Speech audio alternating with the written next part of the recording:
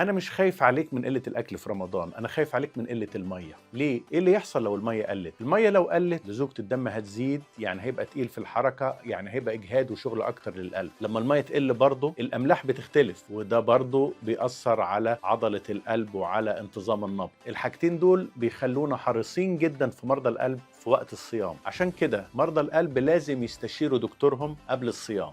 أولًا في ناس ممنوع عليها أصلًا إنها تصوم في أول سنة مثلًا بعد عملية قلب مفتوح أو بعد قسطرة، وفي ناس تاني لازم لها نظام معين في الأكل والمَيّة أثناء الصيام. إنما السؤال اللي بنواجهه دايمًا إزاي ندير الصيام، إزاي ندير المَيّة خلال الصيام؟ هي حاجة واحدة بسيطة جدًا، بدل ما تشرب كمية كبيرة ساعة الفطار، وزّعهم على الفترة من الفطار للسحور. إنما في قاعدة بسيطة جدًا لشرب المَيّة أثناء رمضان، اشرب كميات متساوية من الفطار للسحور، كل شوية كوباية أو 2، وساعة السحور ما تشربش كله مرة واحدة ساعة الأكل، لأ، اشرب شوية قبل الأكل، خلال الأكل، وبعد الأكل على طول اختم برضه بكوباية أو 2. كده هيبقى أفضل طريقة إن أنت تقدر تستفاد بيها من المَيّة والسوائل في الوقت ده.